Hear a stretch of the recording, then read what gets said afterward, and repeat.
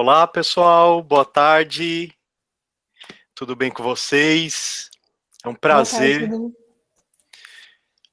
Oi, Buriti, tá faltando alguém aqui ainda, tá faltando o Biratã. É um prazer estar com vocês aqui. Enquanto o Biratã vai chegando aí, eu vou começar a puxar esse papo. É um prazer estar na Campus Party mais uma vez, tá? Eu sou o Edu Agni, eu sou designer, especialista em experiência do usuário, sou fundador da Mergo, que é uma escola focada aí na área de experiência do usuário, e sou curador da Campus Party aí nos últimos 9 anos, né? Trabalhando aí com a grade de conteúdos desse que é a maior experiência de cultura digital do mundo. E hoje estou acompanhado de uma galera de peso aqui para a gente falar de um tema que é muito essencial e que vem pipocando cada vez mais alto aí, principalmente no contexto que a gente vive, que é o tema da liderança humanizada. Mas antes de começar a falar sobre esse tema, eu queria apresentar, né, essas pessoas convidadas aqui comigo. Estou aqui com a Ana, com o Rafael, com o Biratã. Queria pedir aí para cada um de vocês se apresentarem brevemente. Começa aí na sequência que eu falei, Ana, Rafa, Biratã. Boa tarde, gente. Prazer estar aqui. É o meu primeiro Campus Party. Queria agradecer ao Edu pelo convite. Eu sou a Ana Colli, eu sou UX Design Manager lá no Nubank. Mas antes disso, eu tive uma consultoria por 10 anos, a Saiba Mais. Então, tenho uma vida aí de pré-vida empresária, também no ramo de UX. Além disso, eu organizo o evento em São Paulo, o capítulo paulistano do WIAD, World Information Architecture Day, e também apoio a Carolina Leslie na realização do Panorama X. Boa. Muito bom. Bom, meu nome é Rafael Buriti, mas é mais fácil chamar de Buriti. Rafael tem muito, principalmente porque nasceu na década de 80. Eu sou gerente de design na Boa Vista, SCPC, uma empresa aí do mercado de créditos e análise. Tenho 20 anos de carreira, sou carioca, deve estar dado para perceber aí, né? É muito difícil, mas tenho vivido aí em São Paulo nos últimos 7 anos. E atuo em várias partes aí, com UX dentro do mercado, tentando trazer conteúdo, além da liderança em si, liderança que eu tenho trabalhado nos últimos 7 anos, desde que eu vim para São Paulo.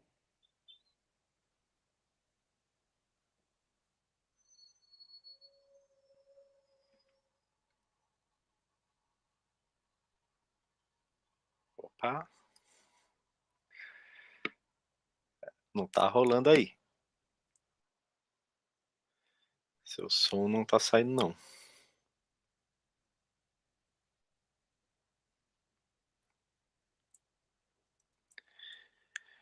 Enquanto o Bira vai ajustando o microfone aí, ajustou? Conseguiu?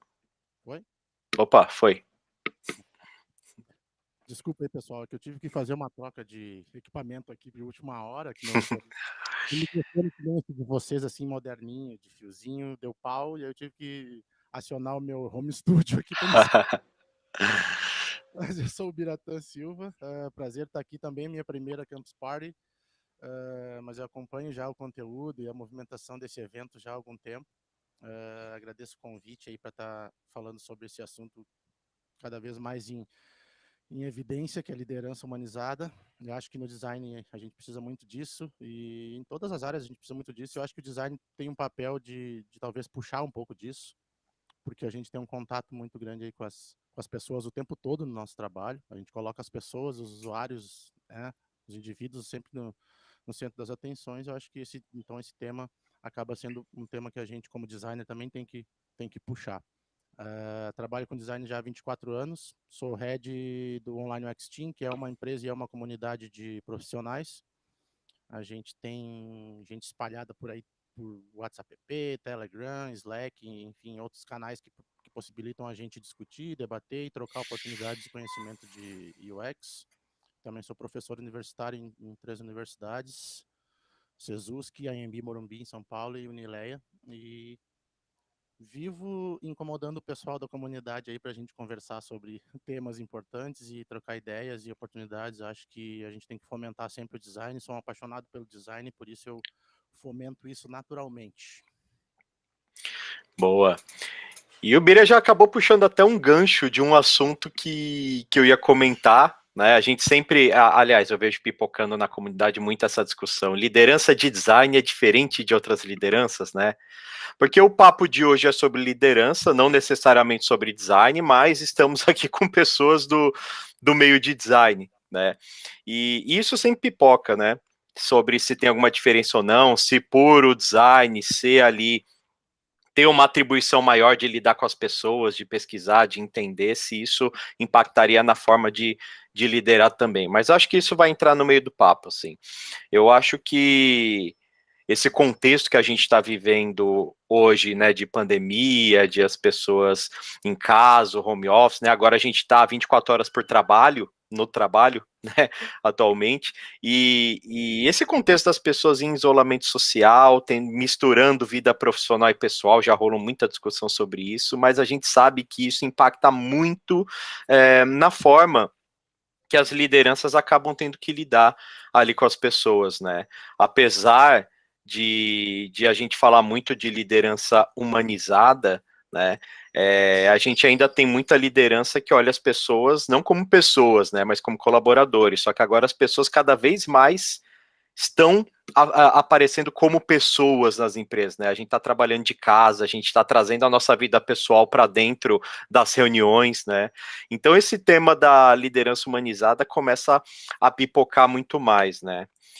E é engraçado, assim, que muitas vezes quando eu falo de liderança humanizada com algumas pessoas, normalmente se atribui aquela visão de liderança ou de chefe bonzinho, né? Acho que tem tanto caso de liderança tóxica, que é o que normalmente se discute mais, que quando aparece um chefe mais bonzinho, a gente atribui isso a uma liderança humanizada e não necessariamente é, né? Então, quando eu estou falando de liderança humanizada, estou falando muito mais daquela liderança que vai desenvolver valores em si e nas pessoas lideradas, né, de maturidade, de visão integrada, de compreender o fator humano implícito ali na questão da liderança, do desenvolvimento das pessoas, né. O grande problema é que assim, a gente vê que a liderança ela deveria entender muito mais de pessoas do que do próprio negócio, né? A gente fala que quando a gente vai evoluindo na carreira, né, a gente se torna especialista e muita gente acha que o caminho da liderança é um caminho natural das pessoas, né? Ah, quando eu virar sênior, eu viro líder, né? E não é um caminho natural. A gente pode escolher entre seguir a especialidade ou seguir para a liderança. E quando você vai para a liderança, você começa meio que do zero, né? Você deixa de ser especialista ali no que você é e você vira júnior de novo na carreira. Né? E as lideranças deveriam entender muito mais de pessoas, né? Deveriam estudar mais psicologia, antropologia e outras coisas ali, só que a gente vê muitas lideranças que entendem muito mais do negócio e começam a se especializar ainda mais no negócio e acabam ali não entendendo tanto quanto deveriam de pessoas, né? Então, quando a gente está falando de liderança humanizada, a gente está falando sobre isso, assim, né? Sobre a liderança que enxerga as pessoas como pessoas para além de colaboradores e que trabalha ali a questão da maturidade em si nessas pessoas e trabalha o desenvolvimento dessas pessoas e considera o fator humano dessas pessoas no negócio como um todo, né? É papo para mais de metro, né? Mas para a gente começar, eu queria puxar um pouco a visão de cada um de vocês sobre o que vem a ser essa liderança humanizada, ou de que forma que vocês enxergam, na verdade, a liderança humanizada, né?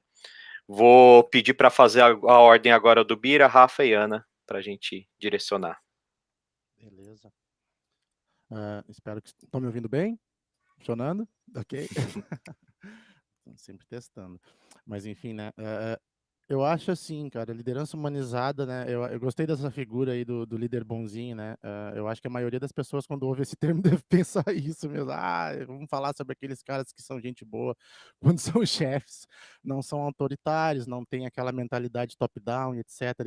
Coisas que a gente busca evitar hoje em dia, ser mais horizontal e mais democrático, né? Mas eu acho que né? Eu acho que liderança humanizada, para mim, está muito no sentido de eu entender que quem está comigo são pessoas, eu sou pessoa, eles têm sentimentos, eu tenho sentimentos, a gente tem que compartilhar isso de uma maneira igual e sem receio, sabe? Então, assim, eu acho que a gente também tem que a gente que está no papel de líder, ou está líder em alguns momentos, a gente também tem que mostrar como a gente é, nossas vulnerabilidades e ser acessível e ser democrático para que as pessoas se sintam à vontade e possam fazer isso também. Eu acho que se você tem uma postura, uma atitude que já é fechada, seca, meio difícil de ser acessível, de conversar, como é que as pessoas vão ser assim com você, né? Então, eu acho que começa pelo teu comportamento, assim, de ser mais acessível, de conversar, de ser aberto, de ser democrático, de dar a palavra para os outros e principalmente de ouvir. Eu acho que eu aprendi muito na minha carreira a ouvir, cara. Eu comecei no design há 24 anos atrás, numa época que a gente entrava em times multidisciplinares e a gente era o designer, e não tinha mais outros designers. Então, a gente era o responsável pelo design e a gente fazia praticamente o nosso trabalho sozinho, né? Embora conectado com outras áreas, mas era sozinho. E mais recentemente é que a gente começou a integrar times de design, né? E com outros designers, e aí compartilhar esse tipo de decisão. Então, isso também fez com que a gente começasse a enxergar, bom, agora eu preciso me relacionar mais, porque antes eu não tinha nem pessoas dando muita opinião sobre o meu trabalho, porque eu era o designer, era o responsável. Agora eu tenho outros designers opinando sobre o meu trabalho. Então, entende como eu tenho que ser mais flexível, mais acessível, mais receptivo nesse sentido. Então, eu acho que é uma transformação que ocorre dos dois lados, sabe? De quem é o líder, de quem é o liderado, no sentido de, cara, a gente tem que ser acessível, a gente tem que se comunicar, e a gente tem que eliminar as barreiras que existem entre nós. E às vezes essas barreiras aí são barreiras como cargo, são barreiras como tempo de experiência. O cara tem 30 anos de experiência, para falar com ele eu já vou chegar quase de joelhos. Não, não tem nada disso. Atualmente eu estou trabalhando no grupo Soma lá, que é um grupo de moda, e eu estou como design lead lá também. E a gente está começando um trabalho e é muito bom. Eu sinto muito feliz quando eu estou trocando conhecimento com estagiários, com gente que está começando na carreira, e eu vejo eles interessados em mim, assim como eu estou interessado neles. Então, essa troca eu acho que é muito a questão de humanizar, sabe? De deixar as pessoas com a capacidade de serem o que elas são mesmo, de elas poderem falar, de elas terem voz, de elas terem papel importante, de elas poderem dar a sua opinião. E, cara, se estiver errado, reconsidera, pensa de novo, enfim, mas fica à vontade para falar. Eu acho que o que é mais importante é a gente estabelecer uma comunicação clara com quem está com a gente. Então, eu acho que comunicação é um papel chave na liderança humanizada. E eu só não quero tomar todo o tempo aqui para falar, mas eu acho que assim, é muito comunicação, acessibilidade, ser democrático e empoderar as pessoas. O meu modelo de liderança humanizada é muito empoderar as pessoas e compartilhar conhecimento. Eu acho que isso é fundamental e isso, cara, isso traz como consequência direta para você um papel de líder. Quando você começa a compartilhar conhecimento, começa a compartilhar oportunidades, começa a dar espaço para outras pessoas e outros líderes aparecerem, eu acho que isso, o reflexo disso automático é você cada vez reforçar mais a sua posição de líder também. Então, eu acho que liderança humanizada é muito isso, empoderar os outros. Para mim, é trocar conhecimento e empoderar os outros. Boa. Cara, eu vejo que acho que um bom cuidado que a gente tem que ter, né, que a gente às vezes esquece que no final do dia é sobre trabalho também, né? A gente não pode esquecer disso também, né? Então, acho que é um equilíbrio entre o que a gente está fazendo, pensando em pessoas e sabendo que existem indivíduos ali com características próprias, e saber como fazer com que eles consigam trabalhar juntos, como é que eles consigam lidar de forma saudável entre eles, né? O Jack Welch, quando você puxou, né, se tem uma diferença, o Edu sabe que eu adoro essa pergunta, né? Se existe uma diferença entre liderança de design e liderança, né? Acho que a gente poderia ir muito fundo aqui sobre quão arrogante a frase é, mas para mim, acho que eu posso responder dizendo que tem pessoas, ou que já foram, mas que falavam disso há muitos anos atrás e que não tinham nada a ver com design, né? Você pega Kruger, você pega Peter Senge, Drucker, você pega o Jack Welch, né, que faleceu faz 3 anos, e ele é um dos grandes nomes de uma liderança humanizada, uma liderança... Ele trouxe para a GE uma visão extremamente focada no ser humano ali, né? E ele falava que a primeira coisa que um líder tinha que falar ou perguntar para o seu liderado era como é que eu posso não te atrapalhar. E eu acho muito interessante essa abordagem dele, porque ele entende que ele está ali para permitir que a galera trabalhe bem, permitir que a galera entregue o seu melhor, que brilhe, né, pelo seu trabalho. E acho que isso está totalmente relacionado ao fato de saber que cada profissional que está contigo é um profissional. Cada um tem o seu desejo, cada um tem o seu objetivo, cada um tem aquilo que encanta mais. E eu acho que o que é mais diferente, né, pelo que a gente estava acostumado, o Management 3.0 fala muito disso também, né, de que é uma evolução da coisa do indivíduo pelo indivíduo, mas é uma coisa um pouco mais em grupo, que é como é que a gente permite que essa galera tenha um ambiente confortável, agradável, seguro, que sejam compreendidos e que a gente não trate eles todos iguais, né? Porque antigamente era muito comum, quando a liderança era um pouco mais focada em resultado e retenção apenas, que não é que não tenha que estar mais isso, né? Mas apenas, você achava que, se eu der um salário maior para a pessoa, ela vai estar aqui comigo. Só que o que a gente tem descoberto hoje em dia, com a questão da humanização, né, da liderança humanizada, é um quer salário, o outro quer mais tempo com a família, o outro quer um suporte para crescer profissionalmente, o outro... Então, cada um tem desejos diferentes. E isso é o mais difícil, né, porque a tendência do ser humano, né, não do líder, é trabalhar ou querer trabalhar com pessoas iguais a ele, né?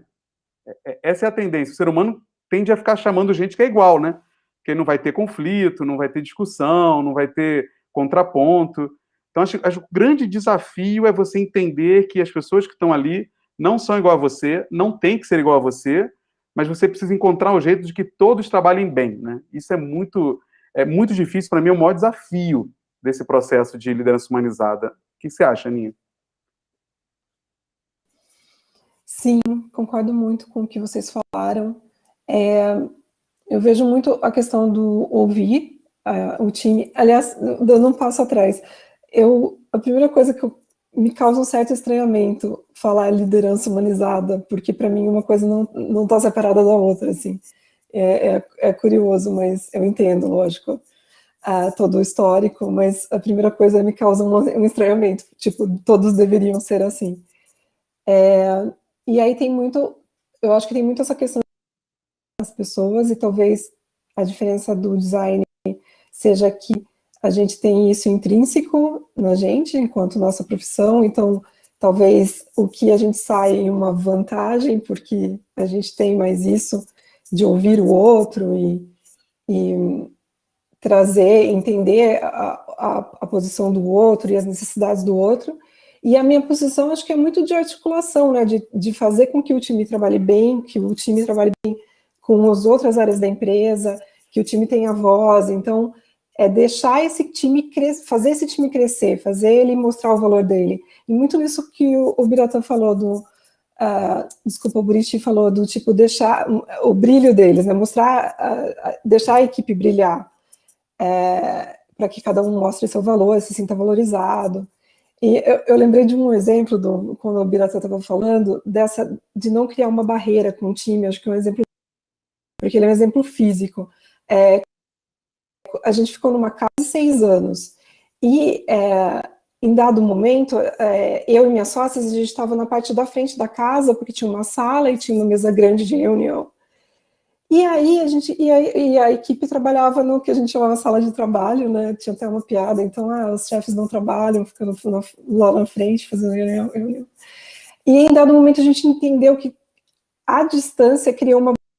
E uma pessoa da equipe veio e falou assim, não, as pessoas têm medo de falar com vocês, e a gente quer falar com a gente. E a gente decidiu ir para a sala de trabalho, a gente se mudou. Tinha espaço, uma época, e realmente facilitou muito a comunicação. A gente não tinha percebido que a gente, sem querer, tinha criado uma barreira. Que bom que ela veio e contou isso pra gente. Você falou um negócio interessante, né, que é meio redundante falar liderança humanizada, porque, né, liderança tem que ser humanizada, deveria ser humanizada. Me lembrou até uma discussão que eu tive com o Hugo Cristo uma vez sobre design centrado no usuário, né? Que ele falava, mas design sempre foi centrado no usuário, por que fala agora design centrado no usuário, né? Liderança humanizada é a mesma coisa, né? Vocês trouxeram bons pontos aí sobre como a liderança tem que enxergar e ajudar e eliminar barreiras de liderados, né? Mas uma das coisas que a gente sabe é que a liderança é uma coisa que não necessariamente depende de cargo, né? Acho que a gente começa a liderar muito antes de assumir um cargo, a gente lidera por influência, a gente lidera por respeito, a gente lidera por exemplo, né? E aí um dos tópicos que aparecem primeiro para mim quando a gente começa a falar de liderança humanizada é justamente a questão da maturidade das próprias lideranças, né?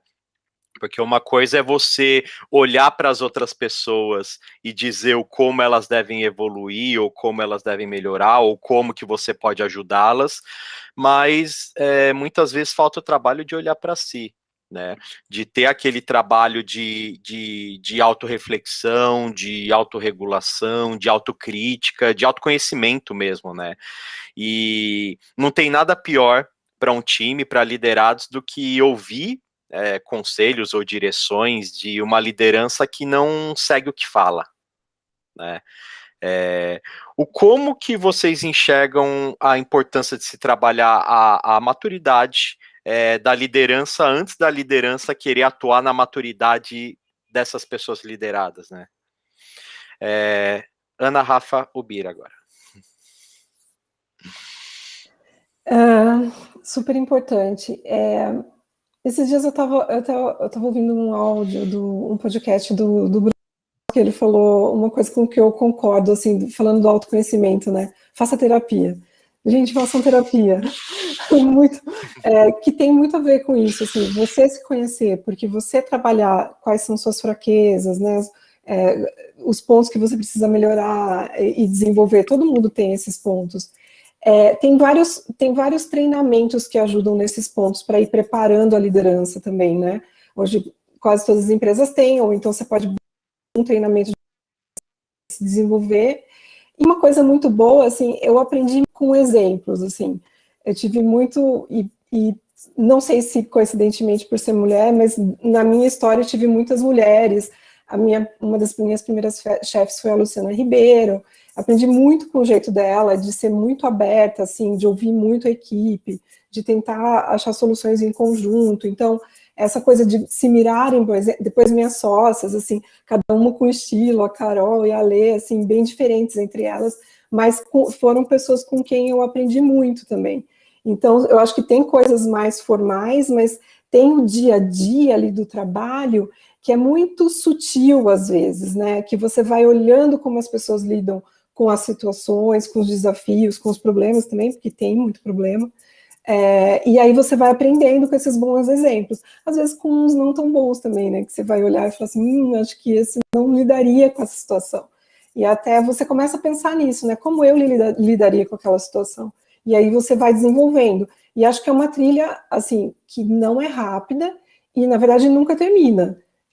Eu estou também aprendendo sempre, assim. Acho que isso é bem importante também. Eu vejo que... Eu falo muito disso lá no canal, em outros casos, assim, que a gente precisa muito saber onde a gente está e para onde a gente quer ir, né? Porque se você não sabe muito bem para onde você quer ir, você acaba fazendo escolhas que uma hora você fala assim, caramba, será que era isso que eu devia ter feito, né?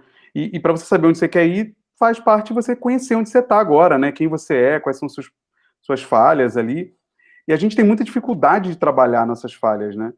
E a questão da liderança tem um problema que eu vejo muito sério, que é as pessoas acharem que a liderança é algo natural, ou algo que, não, puxa, eu já sei falar com pessoas, então é pessoas. É claro, você fala, né? Você não é mudo, você tem outras pessoas conversando, você fala, mas isso não quer dizer que você sabe lidar com as pessoas, né? Lidar com as pessoas é um estágio muito mais avançado do que você simplesmente se relacionar com elas. E isso é um dos grandes problemas que eu acho que a gente carrega quando vira líder, ou quando passa a assumir uma posição de liderança, porque a gente acredita que é natural. E tem coisinhas que as pessoas acham que são naturais, já que a pessoa se comunica bem, a pessoa é extrovertido, você começa a criar uma pessoa que pode virar uma boa líder, né? Mas isso não é real. Isso não é real. Tem pessoas líderes que são tímidas, tem pessoas líderes que se comunicam um pouco menos na voz, mas têm uma expressão muito forte, né? Conseguem carregar muito forte. Então, essa coisa do autoconhecimento é muito importante. Porque senão, como é que você vai conseguir, né, orientar alguém se você não sabe nem se você está fazendo a coisa certa, né? E a gente precisa matar um pouco também na gente esses preconceitos que a gente tem sobre o que é ser um líder. Você citou no começo, né, liderança humanizada, então é o bonzinho, ou é a pessoa que pergunta como é que tá o filho do funcionário, né, ou vamos marcar um churrasco. Não é isso, né? Não é um grupo de amigos, não confunda. Você pode até criar isso, mas quando você não entende que talvez tenha um colaborador seu, um liderado seu, que não quer esse nível de intimidade, aí você buga, né? Assim, mas a liderança humanizada não devia estar me relacionando com ele no íntimo dele? Né? Não, mas não é isso, é respeito. É outra parada, né? É outra história. E essa coisa dos preconceitos, você falou de que você acha antes que é mais um amiguinho, bonzinho.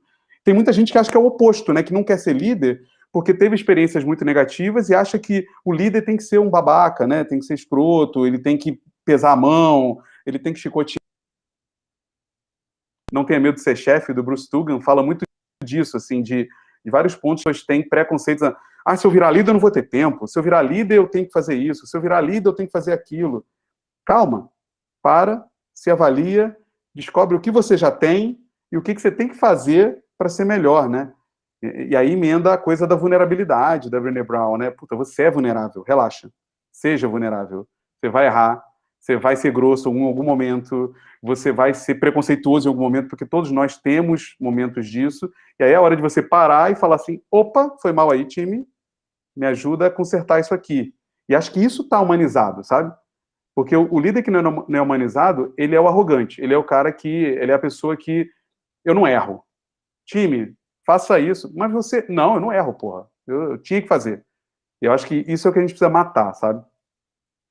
Acho que isso tem muito a ver com a vulnerabilidade que eu falei também atrás, que eu acho que é isso, cara. A gente não é perfeito, não.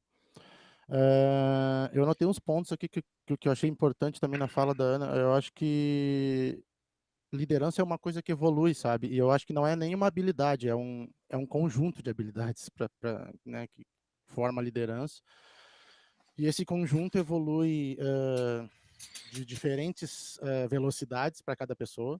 E eu acho que, assim, eu discordo um pouco quando a gente fala que não é natural. Eu acho que tem uma parte que é natural e tem uma parte que não é natural e tem uma parte que pode ser aprendível e tem uma parte que às vezes a gente aprende mais rápido e outra parte que, cara, a gente vai ficar anos e anos e talvez não aprenda a fazer direito. São aptidões, eu comparo muito com a música porque eu venho da área da música, e eu também já liderei bandas, então eu já liderei coletivos, e eu sei como é que é esse contexto de liderança em outros meios, sabe? E a gente percebe as mesmas coisas, assim, algumas características iguais, assim.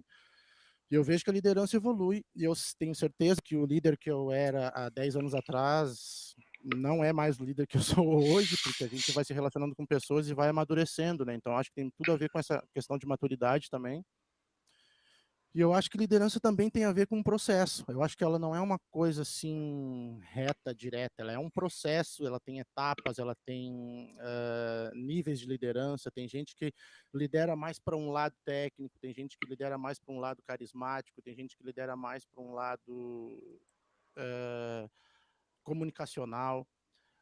Enfim, eu acho que isso também varia de pessoa para pessoa e todos são liderança. Então, o que eu entendo por liderança mesmo, eu acho que sim, é uma coisa que evolui, é uma coisa que a gente está evoluindo sempre. E pelo fato de ser uma coisa muito relacionada com os processos que a gente está relacionado, eu sempre falo que a gente só aprende processo processando. Então, cada vez que a gente passa por esse processo, e se relaciona com pessoas e faz dinâmicas, a gente está aperfeiçoando essa capacidade que a gente tem de se relacionar com outros e ao mesmo tempo de liderar também, porque a gente vai começando a conhecer, vai começando a entender, vai começando, tem coisas que eu falei naquela outra vez que não funcionou, mas agora pode ser que funcione, ou o contrário, né? Tem coisas que eu aprendi com aquele erro e agora não vou repetir mais. Então, a gente vai se aperfeiçoando, né? Então, eu vejo a liderança sempre como uma coisa muito mutante, assim, muito evolutiva, e com habilidades que a gente pode desenvolver, pode aprender, pode praticar. Eu acho que o relacionamento com outras pessoas ajuda muito nisso. Eu acho que é muito difícil a gente desenvolver liderança se a gente não falar com outros, né? A gente pode acumular sei lá, um baú infinito de conhecimento técnico, sendo um especialista foda pra caramba, mas e aí, cara? E não vai mostrar isso para ninguém, não vai compartilhar isso com ninguém, vai fazer com isso, né? Então sempre vai ter o outro para nós. Então eu acho que realmente entendo também quando vocês falaram liderança humanizada, até fiquei tentando fazer um exercício mental, assim, que tipo de liderança não seria humanizada? Mas tem um Né? monte aí. Tem um monte.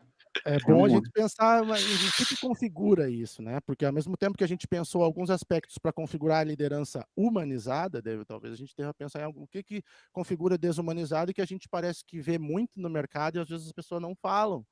Às vezes as pessoas têm medo de falar, têm medo de perder seu emprego, têm medo de represália e têm medo de uma série de outras coisas aí envolvidas na sociedade, né? E é claro que eu estou trazendo também uma visão muito de um líder negro que tem um caminho um pouquinho mais difícil de trilhar de liderança do que os normais aqui no nosso país. E ao mesmo tempo eu entendo que a responsabilidade que é isso para outros negros também, eu vejo, compartilho isso com outras comunidades, com outras pessoas, e eu sei o quanto isso é importante a gente ter referências. E eu acho que liderança também tem muito a ver com isso, com referência, sabe? A gente cresce quando a gente olha alguém que a gente acha, aquele cara lá é melhor que eu quero ser que nem aquele cara lá um dia, talvez, né? Então a gente tem que buscar também essas referências para fazer essa nossa liderança crescer, amadurecer e evoluir. Você já tocou num ponto também que eu acho que não dá para a gente não discutir aqui quando a gente fala de liderança, que é a questão da diversidade nos times, assim, né? Mesmo aquelas empresas que se colocam como mais diversas hoje, a gente vê que a diversidade às vezes está na base e pouco nas lideranças, né? Isso é muito claro na maioria das empresas quando a gente analisa o quadro ali. E a gente sabe que, na verdade, daria para fazer uma outra live só para falar da questão da diversidade, né? Teve ontem. Teve também. O pessoal do Pretux veio também falar sobre isso, o pessoal do Todas as Letras veio falar sobre isso também ontem, né? A gente já está discutindo bastante esse assunto aí, mas realmente assim, é um outro desafio, são outras barreiras que essas lideranças têm que fazer para chegar até lá, né? Eu acho que um dos papéis da liderança é também formar novos quadros de liderança, né? E aí fica a questão de como que a gente está fazendo isso, né?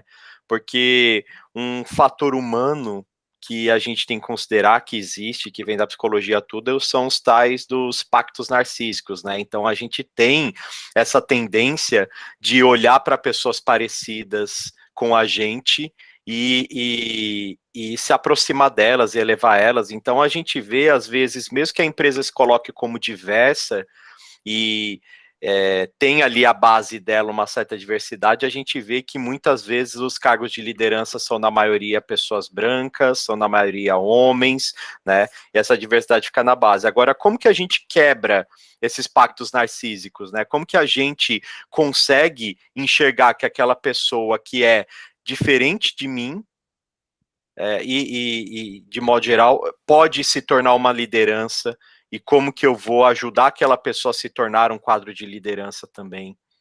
O que vocês acham sobre isso? Rafa, Ana e Ubira. É difícil eu falar de um tema desse, né? Assim, mas assim, quando você fala que está na base, né? Eu vejo que um grande problema é quando a coisa está muito orientada apenas ao percentual, né? Porque quando você define apenas um percentual e esquece da representatividade em cada camada, não só num número de quantidade, você usa esses artimanhas de encher a base, né? E quem realmente toma a decisão não mexe no queijo, né? Então está muito relacionado a isso, né? A não ter uma política realmente inteligente para isso. Você tem só uma política para mostrar que tem, né? Mas é uma coisa muito mais profunda que a gente pode falar. E aí, como é que eu vejo que você conseguiria dar esse espaço e dar a oportunidade da pessoa se mostrar com esse talento, né? Com essa capacidade aí. E acho que é uma coisa que a maioria das empresas não está preparada, para qualquer um, que é preparar para ser líder. Não tem. A maioria das empresas não tem, né? Você vai, não, mas aqui na minha tem, mas é uma minoria. Né? As empresas que realmente você vai encontrar um plano de desenvolvimento de liderança, com uma clareza do que espera-se da liderança para aquela empresa, com o entendimento de que a liderança tem um impacto direto no que a gente está desenhando como cultura para aquela empresa, são pouquíssimas. Então, acho que a forma de você pegar, se tem essa diversidade já na base, e dar a chance, colocar as pessoas para exercer e começarem a ocupar o espaço, é ter programas de treinamento para isso. Porque você jogar a pessoa no negócio é cruel, né? É cruel. E eu não vejo esses programas, né? Eu acho que isso ainda está muito embrionário. Né? E eu acho que seria um caminho muito tranquilo, porque isso mataria para qualquer um, né? Porque os exemplos de liderança ruins que a gente tem hoje, a não humanizada, como o Bira falou, é porque a empresa simplesmente joga a pessoa numa cadeira, né? A empresa chega lá e fala assim, agora você é um líder. E aí depois bota na meta dele ser humanizado. Ele não sabe nem o que é ser líder, que dirá humanizado, né? E aí ele vai ser o não humanizado. O que é o não humanizado? Puta, o não humanizado é o cara que o time no final do tri tá todo ensanguentado, né? Tá sofrendo, entregou tudo, mas tá sem braço, sem perna, caiu na sarjeta lá, né? Que os liderados estão com burnout e não sabe por quê, tem medo fica doente, tem medo de faltar o dia no trabalho. Isso é o não humanizado, sabe? É a pessoa que não enxerga que tem alguém ali. E aí você falou dessa coisa do Covid agora, né? Todo mundo aqui que tá como líder passou por essa transição no meio ali, né? Olha, antes eu tinha o time todo aqui, na sala comigo, e agora tá todo mundo remoto. Antes eu conseguia ver o rostinho deles e entender se alguém estava passando alguma coisa. Agora eu não consigo ver. E fica mais evidente ainda a individualidade de cada um, né? Eu tive casos já no time de pessoas que tinham alguma fragilidade emocional mais forte para determinados momentos do dia, que eu busco deixar a oportunidade para ele, falar assim, cara, se você quiser faltar agora de tarde, vai descansar, mano, vai dar uma saída aí para você, depois você faz um pouco, não importa e tal. Aí, a dificuldade nossa, que eu vejo, é reconhecer isso, né? Cara, quem é que está precisando dessa ajuda agora, né? Dessa liberdade agora? E a gente não é preparado para isso, cara. Não é, mano. Não é. Na hora que a pessoa liga para você e fala, olha, eu tô aqui, tô bem, eu vou pirar, o que eu faço? E aí? Né? Como é que você reage a isso? Então, como é que fazer para as pessoas conseguirem virar bons líderes e todos terem oportunidades? A gente precisa treinar. E a gente não está treinando. Isso é um problemaço, eu acho, né? Eu acho também que, assim, se é uma pessoa que hoje fala para mim, eu quero me preparar para ser um líder, uma coisa que eu falaria é para a pessoa buscar seguir pessoas diversas em todas as suas redes sociais. Siga escritores, artistas, pensadores, siga no LinkedIn. A gente tem ótimos exemplos, por exemplo, o Edu citou a Pretux, a gente tem a Maite Lourenço, então tem pessoas, pessoas negras, LGBTQIA+, eu sinto que a gente precisa estar em contato com esse conteúdo diariamente para a gente aprender, porque eu também, assim, eu sou uma mulher branca, então eu conheço parte da questão da diversidade, ela me atinge, uma vez que eu não estou na hegemonia masculina, mas eu sou uma mulher branca, não sei, e cis, então eu tenho uma série de privilégios, e eu só vou conseguir entender o que meu time passa se eu tiver mais contato com esse conteúdo. Eu tenho que me educar. Então, isso passa também para as pessoas que estão nesse processo de treinamento, porque se eu tenho mais contato com isso, eu vou conseguir ajudar melhor alguém que está no meu time a despontar como líder, entendendo a peculiaridade de cada um, apoiando essas pessoas de uma forma melhor no desenvolvimento delas, e essa pessoa que está treinando também, ela também vai estar mais atenta a esse tema. Eu acho que diversidade é o tema do líder de agora, assim, se você quer se preparar para ser um líder daqui 10, 20 anos, vai ser muito, muito mais importante do que é hoje. Então, é uma ótima maneira de se preparar, assim. Siga diversas em todas as suas redes. Eu acho que tem duas questões aí que o Edu levantou que são importantes, que é a diversidade, logicamente, mas eu acho que essa questão de a gente formar novos líderes, que eu também acho que é essencial. E eu queria falar dessa primeiro, porque eu acho que para mim é um dos grandes desafios como líder, formar novos líderes, porque eu acho que é um trabalho muito complexo de não só identificar habilidades, mas de as pessoas quererem isso. Né? Tem gente que não quer isso, tem gente que não quer essa responsabilidade de liderar outros, tem gente que quer fazer o seu trabalho e ir embora para casa no fim do dia. Né? E o líder, ele não. Eu acho que o trabalho do líder não trabalha, não termina nas 8 horas do dia, ele fica pensando coisas, ele fica planejando, ele fica tentando resolver problema de liderado, ele fica tentando formar outros líderes. Então, cara, esse problema é gigantesco.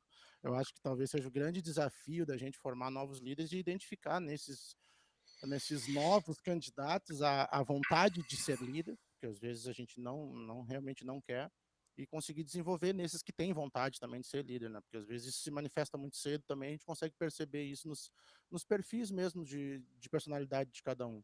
Como a gente falou aqui, e que eu concordo muito com a Ana, acho que sim, a gente tem que seguir influenciadores e líderes de todas as áreas, sabe? Porque eu acho que é uma coisa que eu aprendi da comunicação, que a gente tem que ter curiosidade por todas as áreas. Eu acho que depois o design também me jogou e disse, cara, você vai fazer design para todos os tipos de negócio, então você tem que conhecer todos e tem que ter curiosidade por tudo mesmo, nunca vai estar satisfeito com o seu conhecimento. Então, eu acho que a gente tem que ter essa capacidade, essa empatia, que muitas vezes está só no discurso da gente como designer e a gente não consegue botar isso na nossa vida prática como líder, né? De entender que às vezes a pessoa não quer virar líder e às vezes isso não é uma coisa natural. Eu vejo muito no meu caso, para mim eu senti uma coisa natural, uma evolução natural de ir ao longo do tempo com um acúmulo de experiência e com as habilidades que eu tinha para uma função de liderança, mas eu vejo que tem muita gente que não é assim, e isso não é natural e às vezes ela nem quer. Se ela não quer, beleza. Ela tem outros caminhos para seguir. E ela pode ser uma liderança técnica e não liderar pessoas. Então a gente pode trabalhar isso também. Feito isso, que eu acho que é um grande desafio, falar de diversidade é uma coisa que a gente tem que falar sempre. Ontem na call que teve aqui na campus também eu estava presente para ver o nível de debate que estava rolando sobre. Eu acho que isso é uma questão permanente e essencial para quem é brasileiro. Não existe como não falar sobre isso. Eu consigo falar um pouquinho mais com lugar de fala, porque sou negro mesmo e já sofri muitas coisas a respeito disso para chegar em posições de liderança. E eu pergunto para vocês, quantos heads de design vocês conhecem no Brasil que são líderes? Quantos design leads vocês vão começar a ver mais? Porque vai começar a vir mais gente experiente, mas quantos heads? Quantos VPs de design pretos? Quantos CEOs pretos? Eu não preciso falar muita coisa sobre isso. Isso só mostra para a gente o abismo que existe entre os brancos e pretos no Brasil. É um abismo. E se a gente não falar disso e não achar que isso é essencial, os outros assuntos, para mim, ficam pequenos perto desse. Então, eu acho que a gente tem que falar disso o tempo todo, a gente tem que fazer ações afirmativas. Eu acho que a gente vive num país que tem 500 anos de história, que tem pelo menos uns 400 para consertar dessa história, para reparar dessa história, porque foi totalmente atrapalhada e confusa e que a gente está sofrendo consequências até hoje. Mas começa por ações afirmativas mesmo, começa por, sabe, às vezes de a gente até se analisar.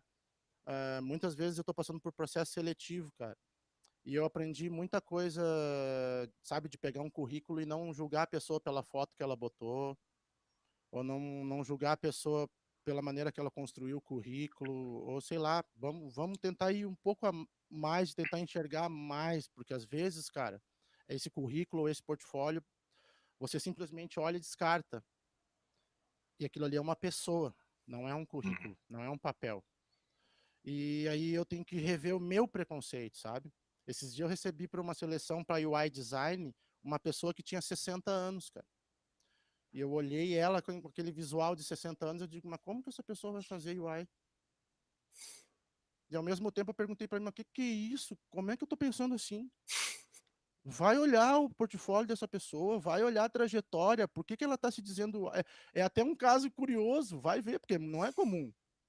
Então, deve ter algum valor. Mas eu tive que quebrar em mim mesmo o preconceito de dizer, para de julgar essa pessoa, porque tu tá vendo uma foto de uma pessoa de 60 anos que sim, tem rugas, que sim, tem cabelo branco, cara.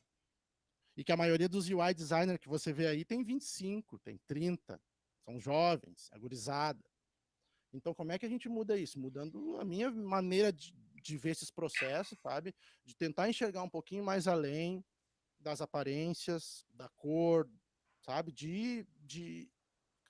que eu digo, cavocar um pouquinho mais fundo, para ver se você consegue chegar um pouquinho mais na essência dessas pessoas, e aí sim dar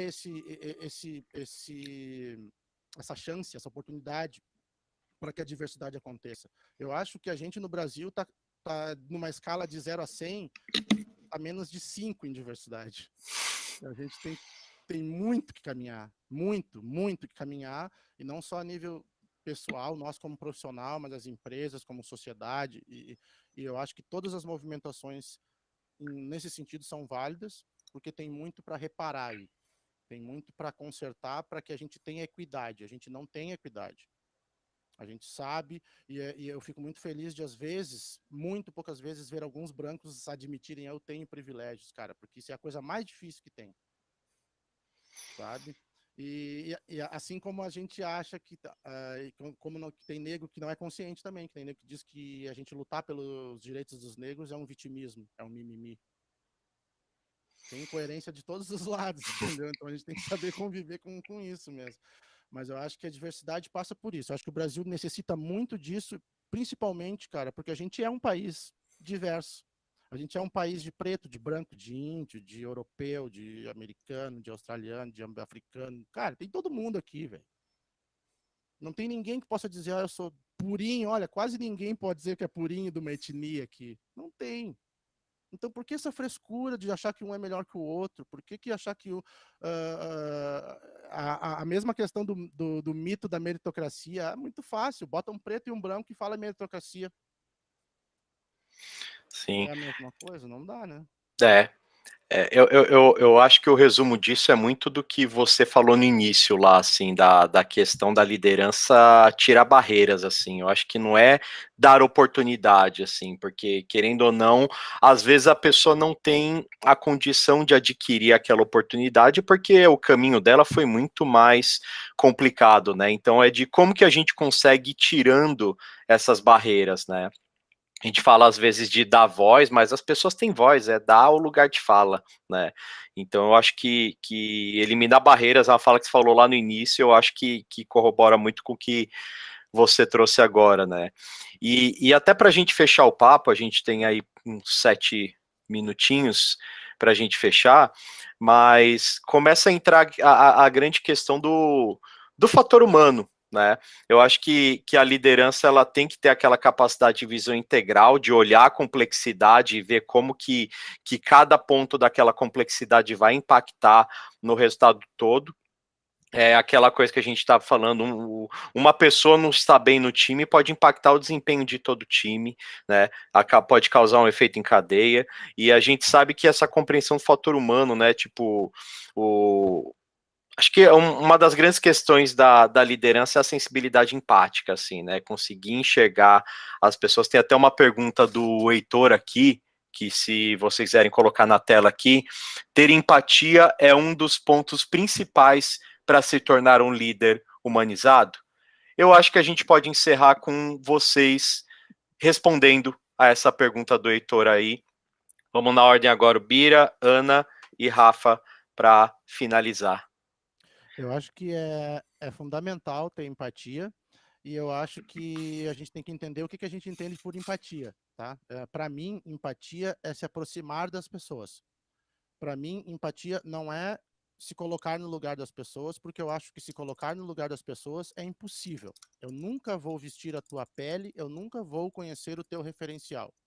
Então, eu posso, no máximo, chegar perto de você e te ouvir, te observar, tentar te entender, tentar te enxergar, tentar te dar voz. E eu acho que para mim isso é empatia. Então eu acho que isso aí é fundamental para ser um líder humanizado. Então eu acho que depende muito desse conceito de empatia que a gente tem também. Boa. Sim, seja empatia ou alteridade, né, que os antropólogos sempre corrigem os UXers, é fundamental, e assim, isso é ouvir, e assim, não é só ouvir sem atenção, é ouvir e cuidar, né, cuidar daquilo que estão te falando, não é só entrar, receber a informação sair, realmente se colocar, eu acho que assim, no ambiente online, ficou muito maior como líderes, continuação com os nossos liderados, né? Como que a gente abre espaço para as pessoas, como elas se sentem ouvidas de fato, como elas participam do processo. No escritório, né, era mais fácil, assim, por mais que a gente tenha outras vantagens no home office, a gente sabe que online a gente está sempre mediado por uma tela, e às vezes não é tão bom, às vezes a pessoa não quer ligar a câmera para falar com você, isso já é um sinal, e aí você tem que estar preparado para ter conversas abertas, conversas francas, e entender mesmo, e trabalhar as informações que as pessoas estão te trazendo. E uma coisa que eu queria falar aqui, que eu não posso sair sem falar, é, gente, mães na pandemia. Muito cuidado se vocês têm mães no seu time. E eu falo mães porque a gente sabe que no Brasil é muito desigualitário, mães e pais, né, o cuidado com as crianças. O filho aparecer na câmera e fazer uma gracinha é 1 segundo do dia dessa mãe. Está um caos por trás. Então, se vocês têm mães no seu time, converse francamente com elas e tentem entender o que seria melhor para elas, o que ajudaria essa mãe no dia a dia delas. É um recadinho. Empatia, né, Edu? Essa palavrinha. Eu acho complicado alguém dizer assim, eu tenho empatia. Eu não gosto muito disso, ou eu sou empático.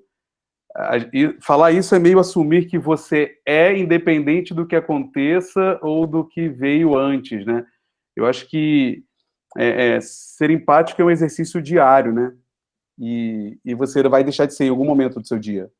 Como o próprio Beratan falou assim, eu olhei o currículo e pensei, caramba, como é que essa pessoa quer ser UI?